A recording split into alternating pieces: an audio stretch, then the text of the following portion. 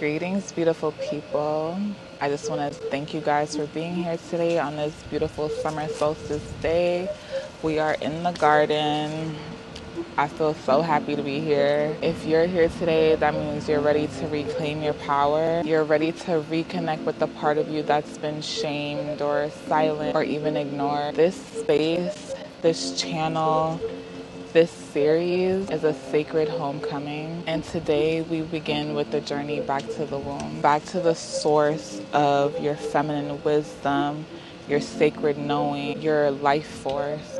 Now, what is womb healing? I want to start by saying womb healing is not a trend. It really is an ancient remembering. It's the practice of tending to your womb physically, emotionally, spiritually, as the sacred seat of your power. It's the unraveling of shame, the releasing of grief, the detoxing of toxins, trauma, and timelines that don't belong to you. You see, your womb is not just a reproductive organ. It's a portal, a temple. It holds memory, it holds lineage, and it holds power. For us, especially Black women, our wombs carry the weight of generational pain, but they also hold the blueprint to healing. And when we come back to that place of reverence, we activate a level of feminine transformation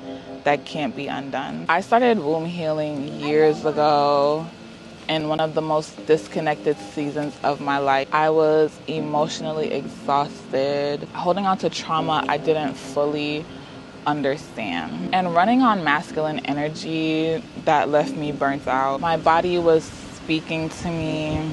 I had painful periods, mood swings. I felt disconnected from my sensuality until one day I really just asked my womb what it was that she needed from me. And as cliche as it may sound, the answer came clear as day. And she asked me to return to myself, return home, to nourish her, to honor her. And that was the moment my healing really began. Womb healing is a lifestyle. It's a way of moving through the world with softness and sovereignty. Here are the 4 pillars that help me shift my energy. The first would be a physical cleaning of the womb. Now, for me, that started with different types of tea, such as red raspberry leaf and dandelion root. I removed dairy, sugar, processed food from my diet. I started to yoni steam with different types of herb. Another pillar would essentially be an emotional clearing. This is where journaling really became a part of my story. You know, growing up, I always wanted to journal, and I just always had that fear of someone looking in my journal and knowing my most inner thoughts. You know, I grew up in a Jamaican home where I had absolutely no privacy. I had absolutely no privacy, so I just could never write in a book. I actually remember a time in elementary school when I don't know why, I don't remember. However, my friend had me hold on to her journal. My people found it, and inside her journal, she was in there talking about all type of shit, okay? The only thing that saved me was them knowing my handwriting and knowing that wasn't my handwriting. But I said that to say, I never journaled until I was an adult.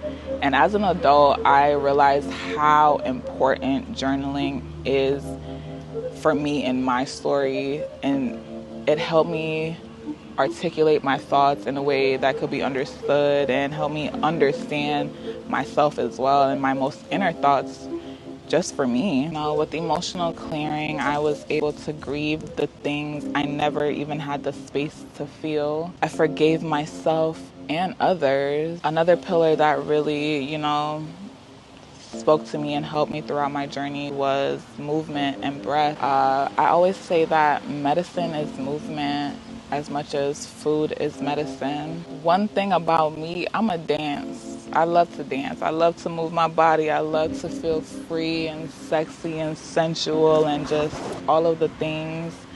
So I would dance. Dancing, they say we hold a lot of trauma in our hips. Doing hip circles, dancing, And even just breathing into your womb on a daily basis and sending her love.